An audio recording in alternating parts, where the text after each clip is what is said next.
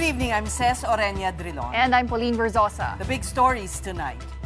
Vice President Sara Duterte's impeachment may just drive a wedge between the two houses of Congress. There's no commitment for a full trial yet from the Senate, even as the House promises to impeach Duterte again in 3 days. And the palace confirms arrested social media operator Franco Mabanta once worked for the president.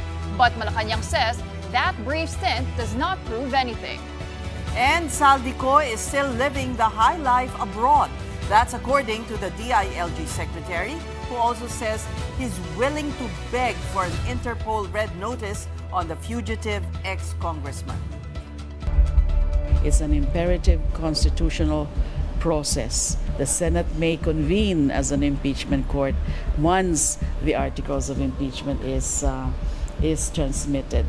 Mali yung ginawa last time ng Senado, hanggang ngayon paninindigan kong mali na in-archive nila. Ang kanyang mga kaalyado sa Senado at ang kanyang mga abogado, they failed the Vice President as much as she failed herself. It's 3 days before the House plenary votes on the impeachment of Vice President Sara Duterte. And already some members of the lower chamber are worried their effort to oust the VP will be wasted at the Senate. Now, there are insinuations an impeachment court may not convene at all. Several congressmen have been saying that they can easily deliver over 200 votes to impeach Duterte a second time. But what happens after that? The VP's ally, Senator Robin Padilla, has warned the minority could oppose sitting as impeachment judges. This is a scenario that Senate President pro tempore Ping Lacson said will call for a vote, and something House Justice Committee members insisted is not necessary. Just last week, the Supreme Court ruled that the word forthwith in impeachment cases does not mean immediate. It could mean, quote, as soon as reasonably possible. Senate President Tito Soto had said they won't need a lot of time to convene as an impeachment court. They could even do it the day after the House transmits the articles of impeachment. The language of the Constitution says shall. Hindi ito may. Hindi sinabi the Senate may convene as an impeachment court once the articles of impeachment is transmitted. They have no such choice or discretion. Mali yung ginawa last time ng Senado, hanggang ngayon paninindigan kong mali na in-archive nila. Kasi hindi option yon under the Constitution to archive it, to delay it, or whether to discuss it or not kung magko-convene pala sila o hindi. Monday, May 11 will be one eventful day at the House plenary at 3 in the afternoon. Justice Committee Chair Jervil Luistro will take the podium to sponsor the Vice President's impeachment. Voting is expected not long after that. If 1/3 of the House membership, or at least 106 lawmakers, say yes to oust Duterte a second time, the articles of impeachment will be transmitted to the Senate. On the same day, the House could reveal 11 members that will make up the new prosecution panel appearing in the impeachment court. The Vice President's camp has expressed their intention to face allegations at the Senate.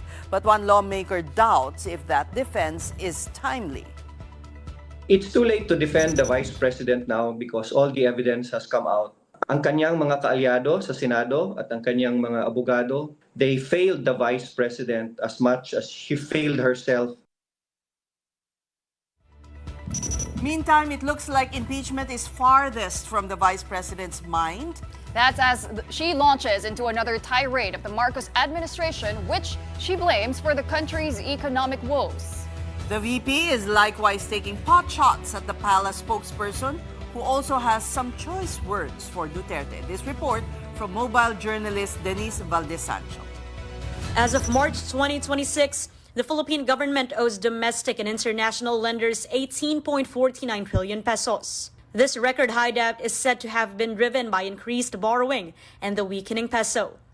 The country's debt to GDP ratio is also at its highest since 2005 at 65.2%. The country's workforce is not faring as well either. The latest report by the Philippine Statistics Authority pegged the country's unemployment rate at 5%, representing over 2.5 million unemployed Filipinos. Unemployment in March last year was only at 3.9%. And for the dismal economic figures, Vice President Sara Duterte is blaming the Marcos administration. As expected, Kasi hindi naman nagtatrabaho yung buong administrasyon lalong-lalo na ang Pangulo. Kaya nga sabi... The VP's latest statement has triggered another back and forth with Malacanang. Palace Press Officer Claire Castro was quick to reply. Nakita niyo po kung gaano po magtrabaho ang Pangulo. Ngayon, nandito siya, abalang-abala ang Pangulo sa ASEAN Summit at ang mga concerned agencies at concerned departments ng ehekutibo ay nandito para magtrabaho. Samantalang ang Vice Presidente nandoon po sa ibang bansa at nagbabakasyon. Castro added that borrowing is normal for a government, especially now that the country is facing an energy crisis. Castro also pointed out Philippine debt was already huge when the Marcos administration took over. Lumaki ang utang dahil namana po ni Pangulong Marcos Jr. ang napakalaking utang na nakuha ni dating Pangulong Duterte. At ito'y napabayaan di umano dahil sa mga pang-aabuso sa Farmally at sa mga ghost projects noon ng Build. Then, Castro had more choice words for the Vice President, citing reports of the VP's supposed temper. Never in the history sa aking trabaho ako nagtapon ng laptop sa isang colleague or sa isang empleyado. Pangalawa, hindi ako gumagamit ng laptop kasi hindi ako marunong gumamit ng computer. Dahil hindi nga siya marunong gumamit ng computer. So mukhang hindi siya marunong mag-research kung ano ba ang nangyayari sa kasalukuyan. At yun ang nakakaalarma dahil nais niyang maging Pangulo. Pero paano siyang magkakaroon ng tamang pagpapasya? Ni paggamit ng computer ay hindi niya alam. Ang kaya niya lang gawin ay magpukpok ng tao. The VP, now in The Hague visiting her ICC detained father, had a message for the Palace Press Officer, which Undersecretary Castro is not letting go unanswered as well. Lagi ko sinasabi na kapag si Claire Castro ang nagsasalita, huwag niyong pansinin. Kasi pag pinapansin niyo, napi-feed yung kanyang papansin na ugali. Nagdadala siya ng kahihiyan sa ating bansa. Kasi kapag nagsasalita siya, nandyan yung seal ng Office of the President. Actually, wala tayong papansin na ugali. Sumasagot lamang tayo sa mga questions na nanggagaling din naman sa media. At katulad niyan, pinansin niya ako. So, kailangan kong sagutin, hindi ba? Siguro kaya lang ganyan siya magsalita kasi medyo behind siya masyado.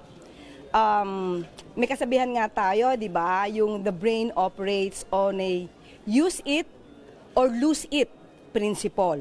So, kaya siya, hindi tayo nagtataka kung bakit medyo behind siya sa mga updates, mga current events sa mga ginagawa ng Pangulo at ng gobyerno dahil hindi nga siya marunong gumamit ng computer. In other news, SOCMED operator Franco Mabanta remains at the NBI detention facility in Muntinlupa as his lawyers work on getting him out. As of this Friday, Mabanta's extortion case filed by former House Speaker Martin Romualdez remains pending before the Pasig City Prosecutor's Office. As such, it has not been decided if Mabanta and his group will be allowed to post bail. Meanwhile, Palace Press Officer Claire Castro pushed back against claims that President Bongbong Marcos maintains close ties with Mabanta. It was former Duterte spokesperson Harry Roque who alleged that Marcos and Mabanta are friends. Castro did confirm, though, that Mabanta previously served as PBBM's social media director in 2018. Wala naman nagdi-deny na naging social media director ng Pangulo itong si Franco Mabanta. We're talking of now. So, challenge ko rin, bigyan niya ako ng larawan na magkasama si Franco Mabanta at ang Pangulong Marcos Jr.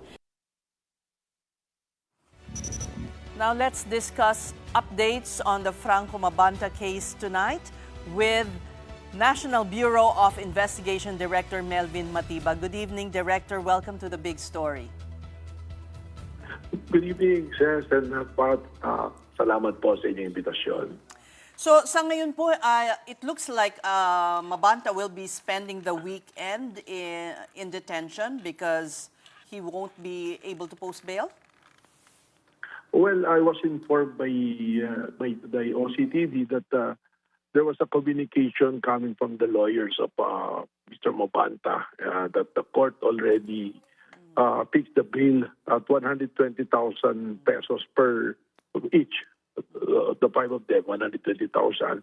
However, I think the documents needed to post the bail was not prepared yet. So, hindi pa sila nakapag-bail. So, tonight they will still spend the night detention facility po ng NBI. So, since sarado naman ang mga offices for the weekend, dyan muna ang kanyang weekend. And the Ano po? Ma'am Ces, yung pong yung meron po tayo ngayong mga Saturday court for purposes of posting bail. So, siguro po bukas kung makompleto ng mga abogado po nila yung mga dokumento, mabibigyan po sila ng order of release po. All right. In your previous interviews, Director, you mentioned that you were looking at all the gadgets confiscated from Mabanta and the group that were arrested, and the rest of the members of the group arrested. Have you found anything that you could use in the case? Well, sa ngayon po, hindi pa po namin siya in-access, no? Sa ongoing investigation, we will await for the order of the court to allow us to give access to the gadgets. Po. We're applying for a cyber warrant po. Pero sir, have you applied for this cyber warrant already para you could be able to look into the phones nga po and have a forensic examination? Nakapag-apply na po kami. For issue of a cyber warrant po. Okay. That may you say that again, Director? Medyo you're coming in choppy po kasi. Nakapag-file na po kami ng petition for the issuance of a cyber warrant. And you're still awaiting court action. Is that right? Naku, nawala na yata si Director ng tuluyan. Director, can you hear us? Okay, well. Okay. So, was that what he said, Pawi? What he said was they already applied for the cyber warrant. So, because if they don't have this, they won't be able to look into the phones of Franco Mabanta. But again, they want to look into their phones to check if they've also tried to extort money from other individuals, because other people have come forward, reportedly to the NBI. But I believe we have Director Matibag back on the line. Can you hear us, sir? Yes po, ma'am. Sorry for that. Ayun, so yun na nga ang susunod naming tanong. May mga you mentioned that there have been some complaints aside from, other than the one of the former speaker, about extortion attempts also. Wala pa pong official na mga complaints, although there are some dealers that coming in that they're writing us an official letter to that effect. And yun na po yung sinasabi namin, kung may issue na po yung cyber warrant, then we will have access to the gadgets. We will know kung sino po yung mga nakausap, nakipag-usap, at kung ano po yung mga transactions at kung ano mga plano pa po na nangyari. Nalalabas po dun sa mga nakuha namin na mga gadgets ng aresto po. So sir, wala pa pong official complaints pero marami na pong lumapit sa NBI.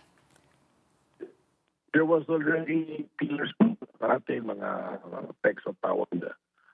Titignan po natin yun. Actually, what I advised them to file an official complaint, sumulat po, so that the NBI can act on it po. And what was the nature of their story, Director? Were they victims, meaning was Franco Mabanta able to successfully extort money from these individuals? There's no details kasi nga po when they said pillars, ang sabi ko it's better that they at least write us a letter so that to make the complaint formal so that the NBI can act on it. Kasi hindi naman po kami pwedeng umakto base puro sa sabi lamang, text o tawag. We have to have an official record on that matter po. Now, you've also issued a subpoena for PGMN host CJ Hero. That's correct po. We have issued a subpoena And we tried to serve it on doon po sa iba-ibang mga address po niya na pwede na na-validate namin, even the address that is showing on her driver's license. But hindi po naging successful yung pag-serve. So what we did is, iserve po namin ito doon sa known lawyer nila, yung lawyer dito nila, Mr. Mabanta, through through the Viber po, yung po electronic service po na ginawa namin. So hopefully nakarating sa kanya, and we're expecting that she will appear on Monday po for our investigation po. But of course, she can also go and present herself voluntarily. That's correct po. Mas mabuti yun para mas Ako talagang nawawala-wala si Director. I guess he is mobile. So the line isn't... Well, we'll try to bring him back. Director, can you hear us again? We can hear you po. I can hear you po. Opo. Okay, and the basis of the subpoena is because she supposedly posted on social media about a supposed expose that PGMN was supposed to air. Is that correct? Hindi po. She was named po on the complaint affidavit po nung nagreklamo po sa amin na kila Mr. Mabanta. Specifically mentioned po yung name niya doon. And yung pong clip na pinadala, yung nagsasalita siya po. So we have to ask her para po for clarification po. So sir, dun sa 3-minute video o teaser supposedly of their expose, it's CJ Hero who is the host of this video. Tama po ba? That's correct. That's what we have right now, yung pong clip video na pinadala na which was used to say na ito yung clip nung mangyayari. This is a teaser para doon sa ginawa namin na kompleto na video. Okay, and you were able to view it yourself? Have you seen it, Director? It was sent to the complainant po, and the complainant show it to us, kaya nakita po namin yan. And is there anything there that in your opinion that would merit someone to be afraid and would, pay up? Well, in that matter po with CJ, that's all about that I can say right now kasi nga po it's still an ongoing investigation. So until such time na makompleto po namin yung investigation then that we cannot say or draw any conclusion yet na maaring ma-compromise po yung investigation po namin. If the side of Franco Mabanta, they claim that they were set up and that they were doing a legitimate investigation, would it help their case if they actually air this supposed expose? Yun po yung problema. He's been saying na set up. Well, to a certain extent, ang entrapment po is really a setup eh. Ibig sabihin, nangihingi ka, nanginigil ka. So yung law enforcement is a way of setting you up through an entrapment. That's true. The entrapment operation. Basic po yun eh. So talagang may entrapment proceedings po. Ibig sabihin, nangingi ka, may pananakot, at on the other end, sinabi, sige, magbibigay ako, pero ang plano pala, isinumbong na sa law enforcement, doon na po yun. Meron talagang entrapment. And the same net na parang setup talaga yan. Magkaiba, ang sinasabi po ng, I don't know what he meant by being set up. Kasi at the end of the day, yung entrapment is really a setup eh. Plano po talaga yun eh. Kumbaga, parang siya ang binaliktad ang kwento when actually they are going to do an expose. That Well, I'm putting words in his mouth, but I'm assuming yun ang sinasabi niya. That is the problem. Kasi po, if sa amin kasi, ang tinitingnan ng jury dyan, if it's meant to be shown, why do you have to contact the personalities na gusto mong i-expose? So if the intention is really to expose, dapat labas na po yan, di ba po? And the way they were contacted was not for their side, not to give their side. Because in media, you would normally... Yes, that's correct. Yes, opo. Dapat both sides. Opo. Actually, sir, there's this video circulating also of supposed NBI agents speaking to Franco Mabanta on the phone where they were talking about how to do the transaction, the transfer of money. Can you confirm, sir, if this video is true? Hindi ko po kasi nakita yung nagsisirculate na video na yan. Pero meron, I was informed by the apprehending agents na meron talagang pag-uusap. May text messages, may calls, may pinadala video, may instruction kung paano i-deliver yung pera. So ano doon naman po yan. I've seen it in the spot report. But the video that you're saying that is circulating, hindi ko pa po siya nakita. Well, sir, we also got reports that PGMN has been sitting on this video for a long time already, on this expose. Matagal na daw po nila itong shoot, ni-research, ginawa. But why would they try to extort money from the former speaker just recently? Well, I don't know kasi it goes to the intent already of the personalities. So, siguro everything will come out pagka nandun na po tayo sa court proceedings. But at the side of the law enforcement of NBI, we did our part. There's an entrapment. We follow the rules. We follow the procedures at yung pong requirement, the elements of the crime, nakita namin na nandun. So, ipinail po namin sa piskalya po. You know, the friends, some associates or friends of Franco Mabanta say that, it seemed so easy to to entrap him when he isn't, parang it was so easy for him to walk into a trap. Hindi naman daw po siya ganong kadaling maisahan. Yun ang depensa. Yun ang doubt ng iba. Alam niyo po, ma'am, hindi rin po ganun kadali yung ginawa ng mga ahente para hulihin siya. Talagang umikot-ikot muna siya. It's like a 4 hours po na ikot bago po na finally tinanggap yung pera at nahuli po. So makita naman po yan. All those things will come out on the trial, the proceeding. They will be given the chance by the court to present their evidence kung ano man po yung sinasabi nila. And on the side of the law enforcement, ipipresent na rin po namin yung ebidensya po namin. Will you also be, once he and his companions are able to post bail, will you also request the court for an HDO? Well, once it's filed in court, it's the job of the prosecutor po. So, we can recommend, but it's always, pagka na-file na po namin, the prosecutor po na will have full control of the case po. Si CJ Hero, sir, if she does not appear before the NBI on Monday, May 11, ano pong posibleng mangyari? Well, kung hindi po siya magpaliwanag, hindi siya mag-appeal, yung magiging resolution po namin sa kanya to file or not to file will be based on the evidence that we have. So maganda po sana dumating siya para may paliwanag po niya yung participation niya po dito sa inimbestigahan ng kaso po. Could she be considered like an accomplice?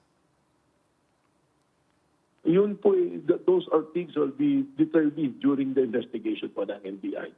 Then pag may investigation po kami, bibigay din po namin sa piskalya for them to determine. We will be guided by the Memorandum Circular number 20 po that there should be a reasonable certainty of conviction bago po namin i-accept po yun. You know, in some interviews, Director, you've been advocating for stronger laws on, regulating social media. Give us an idea of what you have in mind. It's in the process of studying. I've talked to our legal department, to our legislative office, to the Congress, and we're getting ideas how to do it. But ang takeaway po rito is to come out with some ethical standards in doing so. Kasi kita naman po natin, a lot of things happening in the social media. Those who have backgrounds na wala naman pong experience on being a journalist, yung kung ano yung standard dapat ng journalism, nagiging mga reporter at journalist na rin po. But somehow, may mga tao nakakabasa na akala nila that is true, totoo na yung re-report or what. So, baka dapat po ma-regulate. Ang akin po dito is, it should be an ethical journalism. I'm for a freedom of the press, freedom of expression, pero alam naman po natin all those rights may corresponding obligations. So, siguro po itatama lang po natin doon. So that will be fair also to those professional and ethical journalists po. Like you, kagaya po ninyo, Ma'am Ces. The challenge, I guess, also can be thrown to members of the media, and some some organizations in our industry on how, although, kasi they draw, kumbaga, they're walking a thin line eh. They could claim to be a media outfit, pero actually, hindi. Yan na nga po, ma'am. I agree with you. That's one of the takeaway, and I think it's a big takeaway po dito po sa nangyari ito. There are lessons learned po dito, and I think the Congress should pursue this so that probably legislations will be in place, laws should be in place so that we avoid things like this po. And finally, sir, ano naman po yung masasabi nyo? May ilang critics na that are saying that the NBI has been targeting in recent weeks individuals that are affiliated with the Duterte group. Parang naging sunod-sunod po yung mga operations. How would you respond to that? Well, simple lang po yan. I came to office no February 23. Ang records po ng aming apprehensions, arrests, and the indictment sa piskalya po is 192 as we speak. Doon po sa 192 na yun, yung sinasabi nilang targeted, sino po ba yung mga binabanggit? I think they're referring to Mike Defensor, to Jason Sa, and ngayon si Franco Mabanta. Pero ano po lahat yun, if you will check the records, those actions are all based on evidence. Ano po? So mahirap naman po yan na sabihin na dahil politika, hinahabol ng NBI. Sa amin po, pag may ginawa kang illegal, whether you're involved in politics or not, dapat po harapin mo yung batas. We promote law and order, and that's the mandate po ng National Bureau of Investigation. We thank you for talking to us, NBI Director Melvin Matibag. Salamat po. Thank you po. And you're still watching the big story on One News. Still to come, diesel prices will have a big-time rollback next week, according to the Energy Department. We tell you by how much when we return. Stay tuned.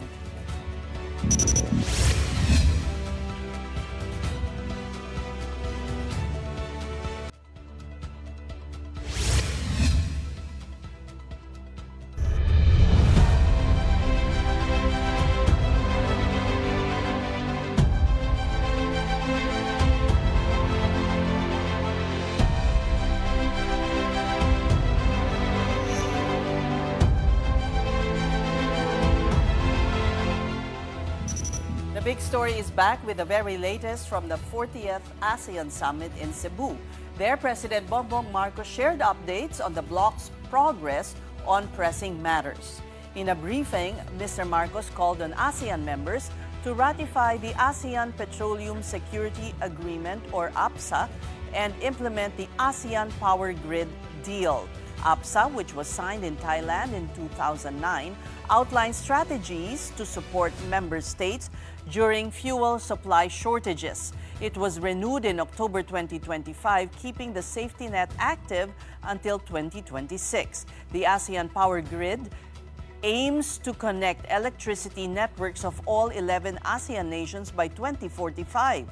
Marcos says the energy crisis has made it necessary to adopt these agreements as quickly as possible. All of these are new ideas, and some of them actually still have to be ratified by the individual countries. But the understanding of everybody is that it is all ASAP.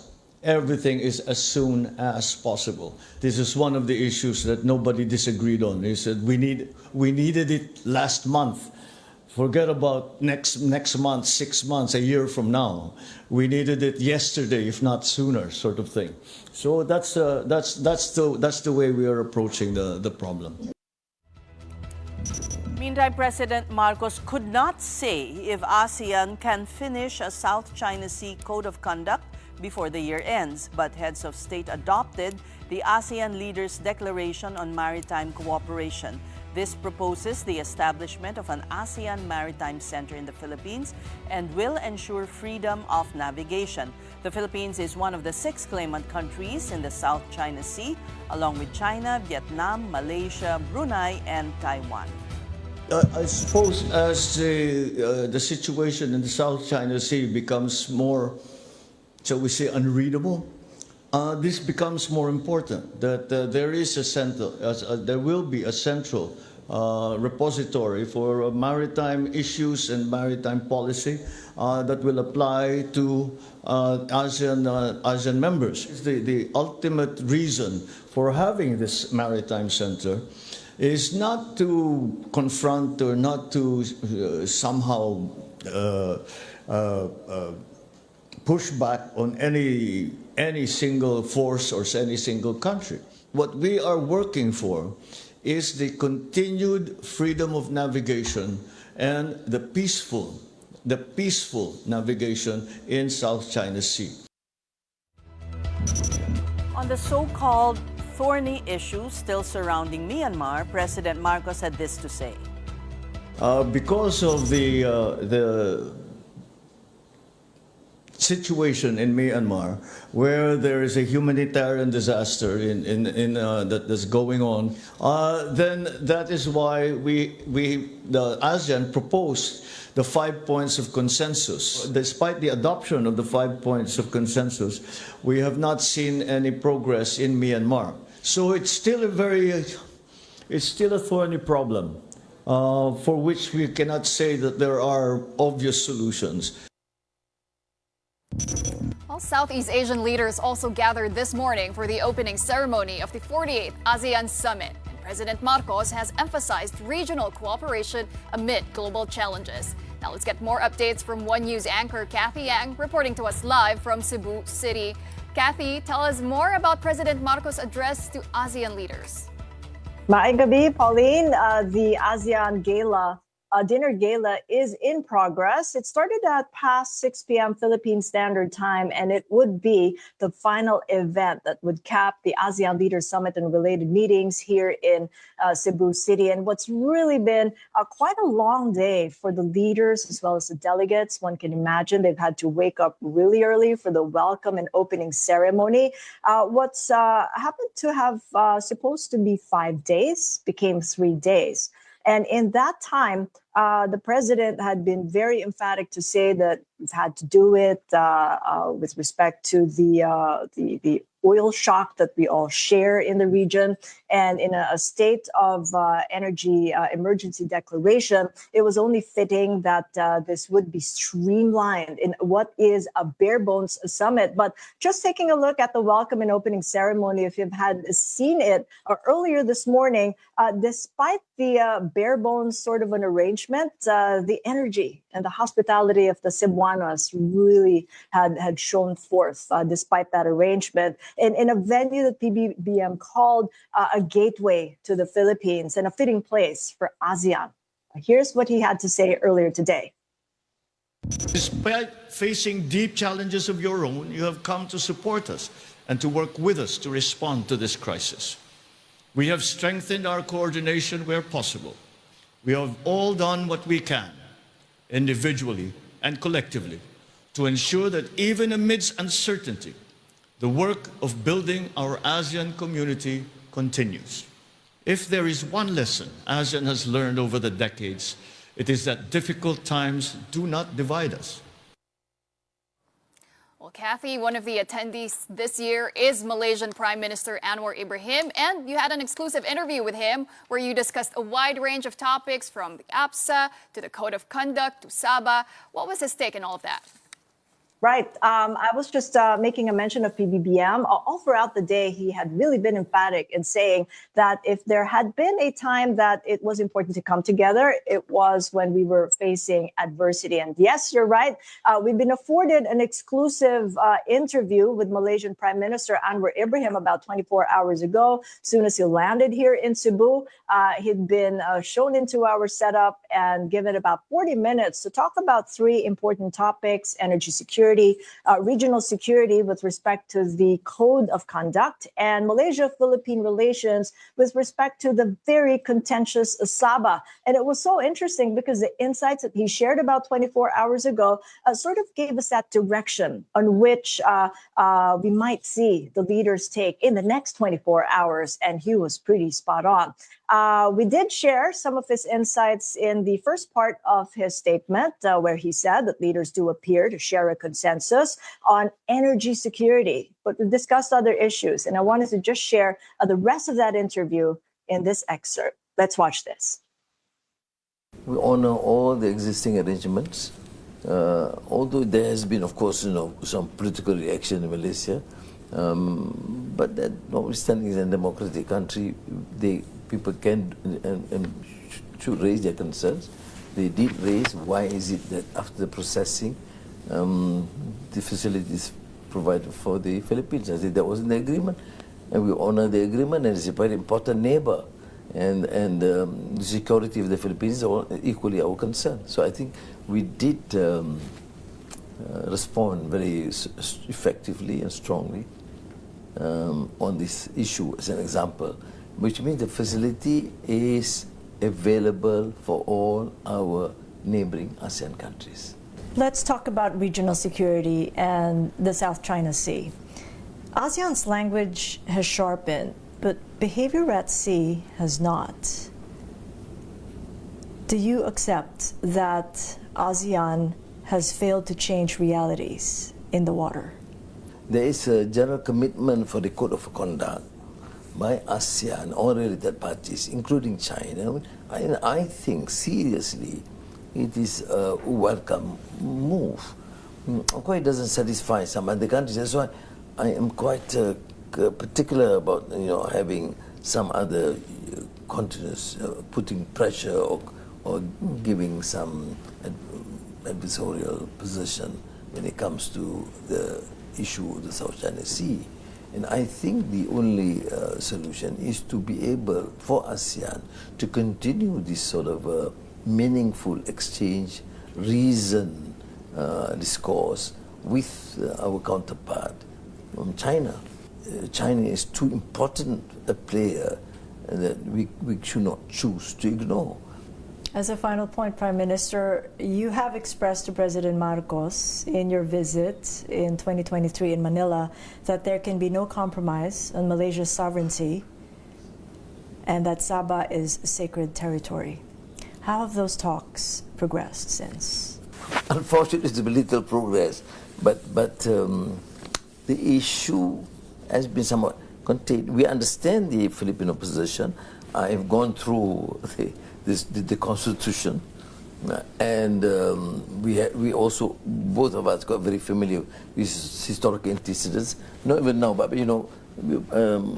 my old friends from the days of President Aquino to, I remember, Foreign Secretary Blas Ople, major discussions, Valencia, many other leaders. They all express their concern, so do we, but we are still great friends.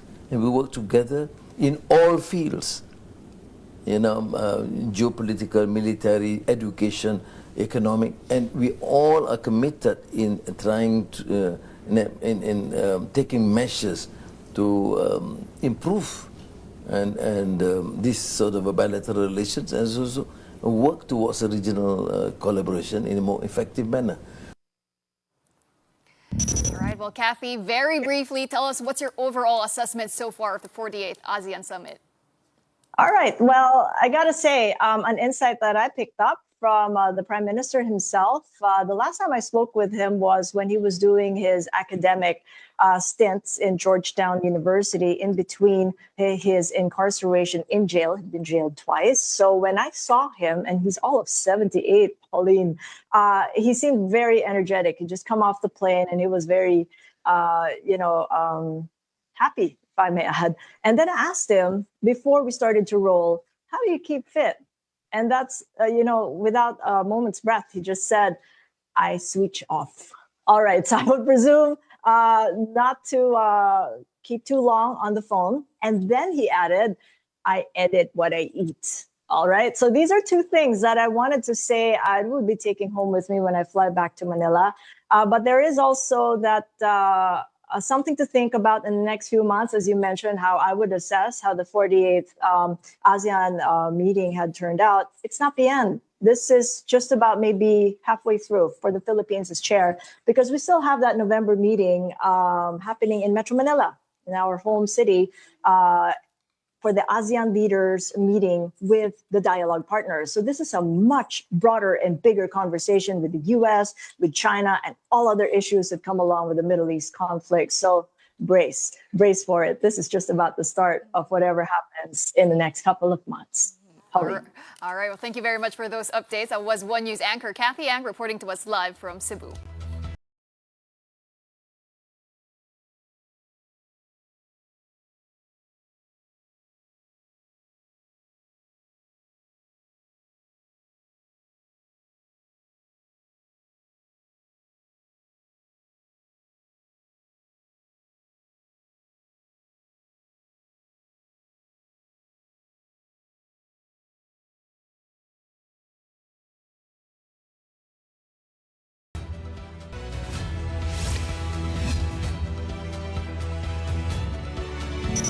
The Big Story is back with possible mixed adjustments in pump prices next week.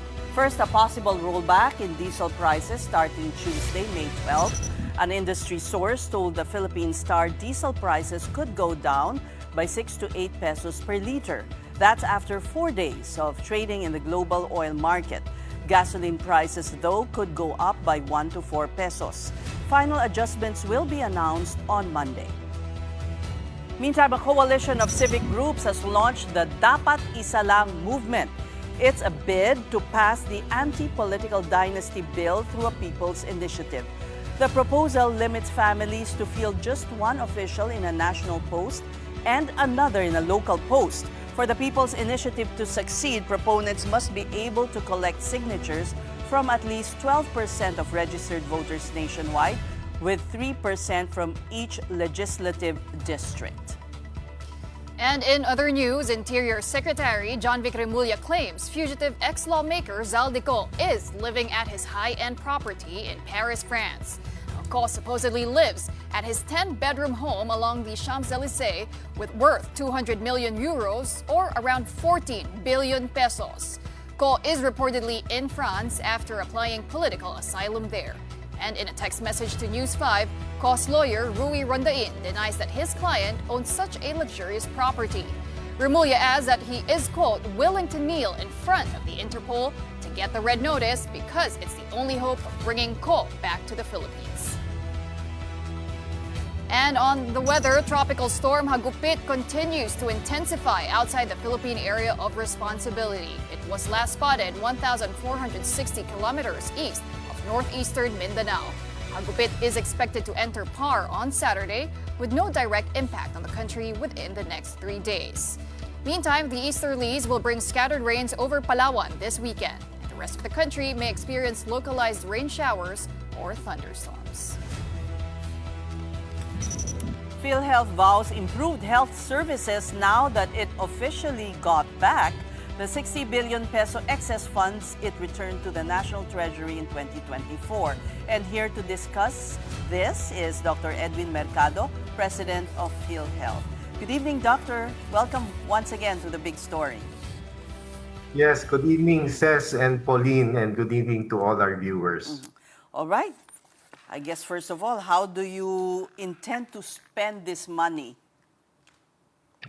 So, it's a good question because the past year, we spent almost 300 billion in additional benefit and also we exceeded what we have collected. So basically, we already dipped into our retained earnings.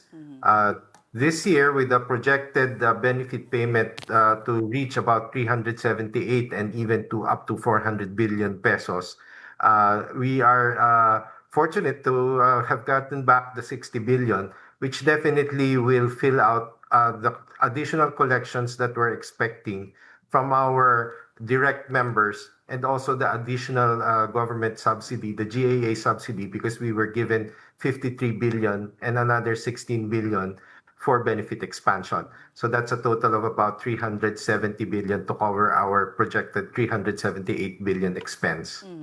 Now, Doctor, there have been some calls because, well, it's still good programs to focus on dialysis and hospitalization benefits. But what about, going to outpatient care this time, to the barangays, to more preventive kind of approach in dealing with the health of the populace? Correct, Says. In fact, we're pivoting towards what we call primary care through our Yaman ng Kalusugan or YAKA program. Because our statistic shows that about 33 to 35% of inpatient cases are actually ambulatory care sensitive, meaning they could have been treated as outpatient in the primary care clinics. And that would definitely redound to a bit of more savings because it's less expensive to treat the patients preemptively rather than when they're really sick. And that will also offload the current load of inpatient care. So it's a big win in terms of us strengthening the viability of the fund and also in terms of quality of care and offloading the very crowded inpatient hospitals, mostly of our government facilities. But Doctor, now that the 60 billion pesos worth of excess funds are back with the PhilHealth, which specific health services or benefit packages are likely to be expanded because of this? So every year, Pauline, we have what we call our corporate operating budget, which includes our benefit expansion or benefit payment, benefit expense projection. So for this year, it's actually the ramp up of the YAKAP because we just started the YAKAP, which includes 20,000 pesos of credit line or e-wallet for every qualified Filipino for medicines. And also the unlimited access to primary care consults. Cancer screening, we have 6 cancer screening to cover liver, lung, ovarian and breast cancers. And also we are rolling out a lot of new programs. We just recently launched our maternal care package last week, which expanded our coverage to include antenatal care, the actual delivery of the baby, and postnatal care. And we increased our benefit packages to almost 150 to 200%.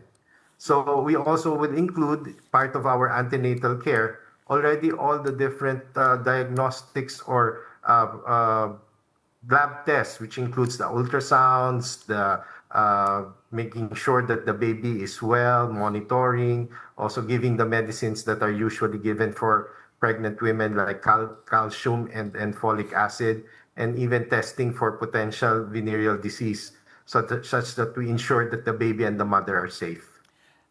Doctor, is it the purview of the DOH to give out immunizations, or does the PhilHealth also, is the PhilHealth also involved in this? It being, Cervical Cancer Awareness Month, since cancer is also one of the priorities of PhilHealth, instead of focusing on pagka nagka-cancer na, yung prevention naman, because cervical cancer is, I understand, the second cause of death among women. By our sort of delineation between what we call curative care or individual care and population-based care, population-based care, which includes vaccination, is the purview of the DOH. And the PhilHealth is more the curative part, which starts at primary care all the way to actual inpatient care. But the lines are slowly being blurred. For example, we now cover vaccinations for hepatitis for newborn. And we included that in the newborn package. Also the vaccination for TB, the BCG packages. Plus so you have the money and you have the organization. So why not take over that? Again, it's a matter of where the budget goes, because there are budget for commodities specifically for vaccine that goes to the Department of Health. But well, if the accusations against the DOH secretary by his own people are true, nabubulok lang ang mga vaccines sa bodega. Malapit na mag-expire. I have no personal experience on that. I know. I just wanted to interject that there's that issue as well. Okay, but Doctor, I'm also curious, how has the payout of benefits been so far this year? And when it comes to reimbursement, some hospitals and patients are actually still complaining that the reimbursements have been delayed. So what is PhilHealth doing to address these concerns? So our data shows that our average turnaround from filing of claims to actual payment has gone down significantly. We're tracking towards 18 days already, which is as good as paying cash. Our payment for our gamot is within our prescribed period of 15 days. The length of time from the time the patient is discharged does not only depend on our speed of processing the claims. In most cases, there's still a portion that is attributable to the hospital when they do claims, the quality control and making sure that all the documents are attached properly.